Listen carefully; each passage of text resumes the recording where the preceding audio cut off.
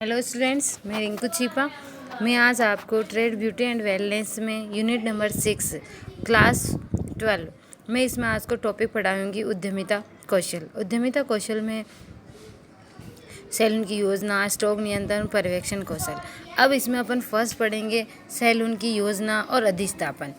तो सैलून की योजना है तो अपन स्टार्टिंग में जैसे अपन कभी कुछ भी काम किया है, ठीक है, स्टार्टिंग कभी भी तैयार हुए रेडी हुए तो अपन भी सोचते हैं अपना भी ऐसा पार्लर होगा, ऐसा अपनी शॉप होगी, है ना। तो ये सारी चीज़ों के बारे में अपन को क्या क्या सपने देखे, कैसे क्या किया, इसके बारे में। अब ये दुकान की स्थापना करना, गणना करिए कि आपको कितने धन की आवश्यकता होगी। सबसे पहले तो ये स्टार्ट करेंगे अपन को, कुछ भी सोचे कि अपन कितने धन की आवश्यकता होती है। एक दूसरे उद्यमी उससे बात करें, कोई व्यापार प्रारंभ करने में बहुत धन की आवश्यकता होती है कि कब तक कोई विशेष लाभ मिल सकता है अपन को, कितने दिन तक मतलब कि ज़्यादा प्रॉफिट नहीं मिलेगा, कैसे किससे ऋण ले सकते हैं, क्या करेंगे, ये सारी चीज़ों को अपन को ध्यान में रखना पड़ता है ना, कि अपन को धन कहाँ कहाँ से मैनेज करना है। अब जिन बातों पे विचार करना चाहिए वो क्या है, जब आप अपना व्यापार स्थापित करते हैं तो इसका प्रचालन करते हैं तो आप अपने श्रम का भरण पोषण करते हैं। गणना के लिए कि आपकी मानसिक आय कितनी है, व्यय कितनी है, बचत कितने कर रहे हैं, निसंदेह गणना की प्रतिमाह ऋण मुक्त होने के लिए कितना बचा सकते हैं, ठीक है। अब प्रश्नात्मक बजट के साथ तैयारी करें कि गणना करें कि अपने व्यापार के प्रचालन कितने मन धन प्रतिमाह आवश्यक होगा, ठीक है। इसमें किराया, लाइसेंस, प्रशिक्षण, पेरोल, आपूर्तियाँ, आपातकालीन वित्त, ये सारे शामिल है कि कितना धन अपन को चाहिए, मतलब कि प्रॉफिट होना चाहिए। फिर है कि गणना करें कि आपकी सेवाओं में कितना शुल्क लें, किसी भी प्रकार की आप सर्विस दे रहे हैं कितने धन की आवश्यकता होगी, कोई सर्वेंट लगा रहे हैं या कोई काम करवा रहे हैं तो उसके लिए कितना सामान, कितने पैसे लगेंगे, और लाभ अर्जित करने के लिए कितना शुल्क वसूल करना होगा। किंतु आप बहुत धन अधिक शुल्क नहीं ले सकते, अन्यथा आपके यहाँ से ग्राहक टूटने लगेंगे। कि अपन को फिक्स करना चाहिए कितने कस्टमर से कितनी रेट लेनी है, मिनिमम रेट लेनी है, कैसे हो कैसा नहीं है, ये सारी चीज़ें। अन्य शुल्क के भी, सैलून के शुल्क के विषय में जानकारी प्राप्त कर ले कि वो कितना, किस प्रोडक्ट का कितना सामान ले रहा है, किस सर्विस के कितनी अमाउंट ले रहे हैं, उन सब की जानकारी होनी चाहिए। फिर है अवसर कि ऐसे अवसर हो सैलून प्राप्त करने के लिए ना, कौन कौन से अवसर होने चाहिए, है ना, उद्योग प्राप्त करने के लिए, कि ना किस अवसर पे, एक तो किसी मतलब कि अवसर, किस अवसर पे खोल रहे हैं, या तो अपन खुद का पार्लर खोल रहे हैं या किसी प्रोडक्ट के नाम पे, जैसे वैदिक लाइन का है तो वैदिक लाइन का प्रोडक्ट भी सेल करें, उसके साथ में अपन का उसका प्रोडक्ट यूज़ करेंगे और साथ में उसका पार्लर खोल रहे हैं, ठीक है। इसी प्रकार या कोई पहले जो बिजनेसमैन है वो अपना शॉप क्लोज करना चाहता है तो उसकी शॉप को अपन ले रहे हैं। तो ये तीनों अवसर है, इन तीनों अवसर से अपन अपना सैलून प्रारंभ कर सकते हैं, है ना। कि अपना सैलून प्रारंभ करने से लिए पहले अपन को लाइसेंस और औपचारिकता का भी ध्यान रखना चाहिए। फिर उचित स्थान का ध्यान रखना चाहिए। उचित स्थान कि जहाँ ऐसा स्थान हो जहाँ पे लोगों की आवाजाही ज़्यादा हो, जैसे मार्केट हो, मेन चौराया हो, जहाँ खूब सारी शॉप्स हो, है ना, जहाँ लोग ज़्यादा आवाजाही हो, वहीं पे अपन को प्रतिस्पर्धा कम से कम हो। ऐसे नहीं कि जस्ट पार्लर है उसके जस्ट पास में अपन ने पार्लर और खोल लिया, ऐसा नहीं। मार्केट में खोलें, लेकिन जैसे एक मार्केट जिस गली में, जिस चौराहे पर अगर मार्केट पार्लर नहीं है तो उस जगह पर अपन को अपना सैलून खोलना होता है। फिर स्थान का चयन करने के समय क्या क्या ध्यान सावधानी ध्यान रखनी चाहिए। स्थान का चयन कर लिया, चयन के लिए अपन को, इसके बाद अपन को क्या ध्यान रखना चाहिए, घनी आबादी का मध्यवर्ती क्षेत्र होना चाहिए। अपनी सेवाएं जिसकी वहाँ के निवासियों की आवश्यकता हो, कि कैसे कैसे आवश्यकता है वहाँ के लोग की, वैसे प्रतिस्पर्धा भिन्न हो, उत्तम हो, अच्छा गुजरने वाला व्यापार चल जाए, है ना, जहाँ ड्राइवरों पदयात्रियों दोनों को पहुँचने के लिए आसान हो, कि कोई भी बाइक से आ रहा है या पैदल चल के आ रहा है तो भी वो अपने सैलून पर आ सके। अन्य व्यवसायों के निकट हो, दूसरे व्यवसायों से, मेन मार्केट में खूब सारी शॉप्स होती हैं तो उसके निकट हो कि वो लोग उस मार्केट से उस काम से आ रहे तो वो काम भी करवा के आए, ठीक है। ये हुआ अपना। फिर है सैलून का प्रचालन। सैलून का प्रचालन अपन को कैसे करना चाहिए। सैलून का प्रचालन करने के लिए से हमने व्यापारिक दिनों के दौरान अधिक से अधिक ग्राहकों की अपेक्षा कर सके। निसंदेह आप जानते हैं कि सौंदर्य व्यापार 9 बजे से 5 बजे वाला व्यापार नहीं है। सैलून में क्या होता है कि बाकी जो अपन वर्क करते हैं शॉप्स में संडे का या किसी त्यौहार का ऐसे अपन हॉलीडे रख सकते हैं, लेकिन सैलून ऐसी चीज़ है जिसमें अपन हॉलीडे नहीं रख सकते, क्योंकि शादी ब्याह में भी अपन नहीं रख सकते। शादी ब्याह में क्या होता है कि कस्टमर अपने उस टाइम ज़्यादा रहते हैं, प्लस फेस्टिवल्स होते हैं उसमें भी अपने कस्टमर ज़्यादा रहते हैं, और संडे और हॉलीडेज़ के दिन क्या होता है कि कस्टमर उनको वो भी फ्री टाइम रहता है तो वो भी सोचते हैं कि इस दिन अपन पार्लर पे जाएं, अपना टाइम उसमें उस टाइम उनको टाइम लगता है। तो अपन को ऐसा, अगर अपन को शॉप मतलब कि संडे को ऐसे हॉलीडे रखना है तो हाफ डे रख लो, या टाइम फिक्स कर लो कि संडे को या हॉलीडे को इतने दिन से इतने टाइम से इतने टाइम तक और पार्लर खुलता है। ठीक है। फिर है सुयोग्य और प्रशिक्षित कार्मिक रखें।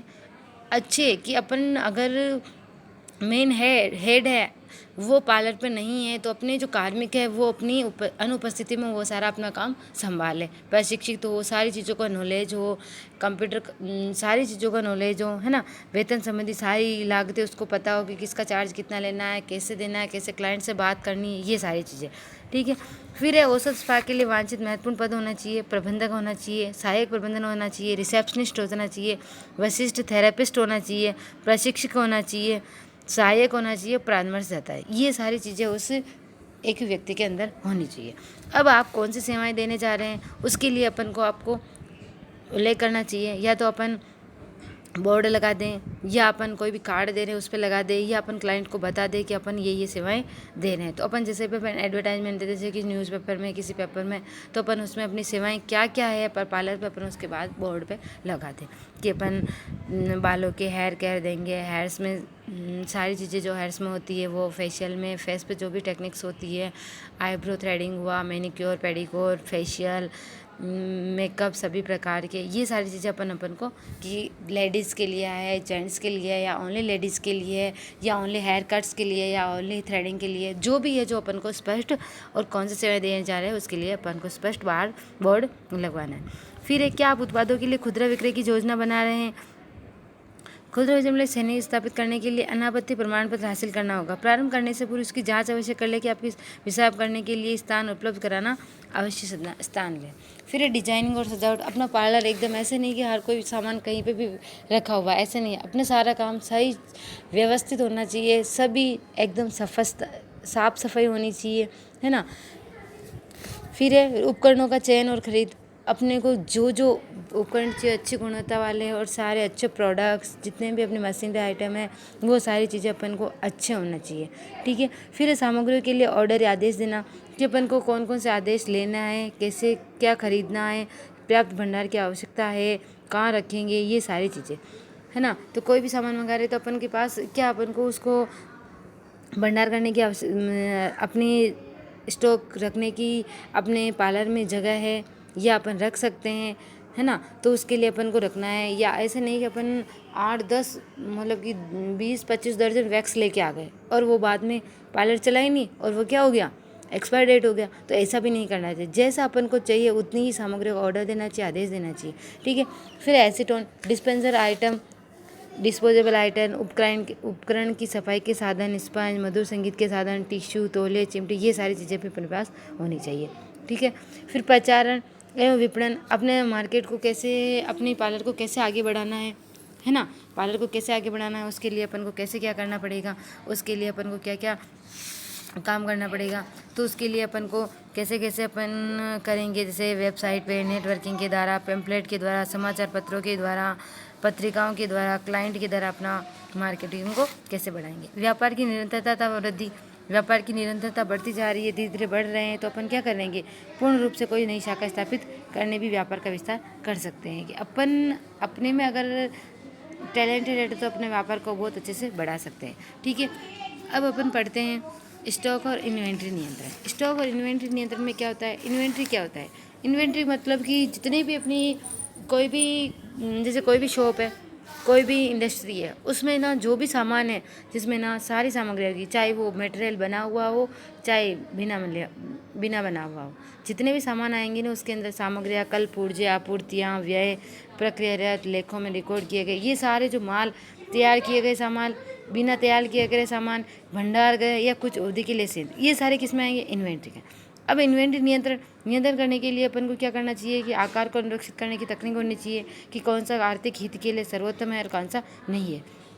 अब इन्वेंट्री नियंत्रण के क्या उद्देश्य होने चाहिए। इन्वेंट्री नियंत्रण के लिए कि मांग में उतार चढ़ाव की विरुद्ध सुरक्षा होनी चाहिए, कार्मिकों और मशीनों और सामग्री का सर्वोत्तम उपयोग होना चाहिए, प्रतिफल में उतार चढ़ाव की विरुद्ध सुरक्षा होनी चाहिए कि कितना उतार चढ़ाव हो रहा था उसके लिए अपन कैसे सेफ्टी कर सकते हैं, भंडार सीमा है उस पर कंट्रोल होना चाहिए, भंडार वितरण पर नियंत्रण होना चाहिए। फिर इन्वेंट्री नियंत्रण के चरण। अब अपने उसके नियंत्रण के उद्देश्य क्या थे, अब इसकी चरण क्या है। कि अपन को कैसे इनके नियंत्रण कर सकते हैं। अधिकतम न्यूनतम सीमा कितनी है, स्टॉक कितना है, उसका निर्धारण करना। पुनः ऑर्डर करने के लिए समय निर्धारण की कब अपन को ऑर्डर देना है, कब ऑर्डर की कितनी मात्रा आई है, कितनी आएगी, इसका अपन का निर्धारण करना है। फिर अधिकतम स्टोर का स्तर कितना रखना है, कि अपना स्टोर कितना रखना है, कितना अपने सेल होता है, कितना अपना वेस्ट होता है, कितना इन्वेस्ट होता है, उसके अकॉर्डिंग अपन को स्टॉक पर नियंत्रण करना है। फिर विचारणीय कार्य क्या होता है, उपलब्ध पूंजी की मात्रा कितनी है, हानि कितनी हो सकती है, गोदाम के लिए उपलब्ध साधन कितना है, मूल्य में कितना संभावित उतार चढ़ाव होता है, सामग्री की आपूर्ति और मौसमी प्रकृति के अनुसार अपन को स्टॉक रखना है। ठीक है, फैशन और आदतों में परिवर्तन की संभावना होनी चाहिए। फिर है न्यूनतम स्टॉक स्तर। न्यूनतम स्टॉक स्तर में क्या होता है कि ना उस मात्रा में कितना अपन को खरीदना है, कितना नहीं खरीदना है, ये सारी चीज़ें अपन को होनी चाहिए। फिर अपन पढ़ेंगे कि तकनीकी कौशल। तकनीकी कौशल क्या होता है, मतलब कि पर्यवेक्षक के बारे में पढ़ेंगे अपन। पर्यवेक्षण कौशल में अपन पढ़ेंगे तकनीकी कौशल। तकनीकी कौशल क्या है, अभी क्या प्रचलन में है उसका ज्ञान हो, कि नई नई टेक्निक्स कैसे बढ़ रही है, कैसे कैसे अपनी सेवाओं में अपन नई नई टेक्निक का प्रयोग कर रहे हैं, तो वो सारी की चीज़ें क्या है, तकनीकी कौशल है ना। तो वक्तों को उचित सेवाएं उसके समय के अनुसार उसकी नई नई टेक्निक्स के बारे में ज्ञान होना चाहिए एक प्रबंधक को। ठीक है, प्रबंधक की योग्यता। जन कौशल, उसको टीम और जन निर्माण कौशल होना चाहिए, कि कर्मचारियों को कैसे उसको प्रशिक्षण देना है, कैसे उसकी समझ है, कैसे उसकी रुचि प्रभावित करें, कैसे उसका नेतृत्व करें टीम का, ये सारी चीज़ें उसमें होनी चाहिए। किसमें, एक पर्यवेक्षक के अंदर, जो टीम मैनेजमेंट है। फिर महत्वपूर्ण मूल्यों को प्रोत्साहन देना चाहिए, कि अपनी नैतिकता क्या है, अपनी वैल्यू क्या है, इसके ऊपर देना चाहिए कि उसने कितना सीखा है, इसके किस तरह ज्ञान कितना है, ये सारी चीज़ें। फिर प्रभावी ढंग से संवाद, उसको संवाद करने का अच्छा नॉलेज होना चाहिए, सूचनाओं का साझा करना चाहिए, स्पष्टवादिता होनी चाहिए, मुक्त परिचर्चा होनी चाहिए। ऐसे नहीं कि कुछ छुपा है या किसी चीज़ का नॉलेज नहीं है। सुनिश्चित करना चाहिए कि अपना प्रभावी ढंग से कार्य किया गया हो।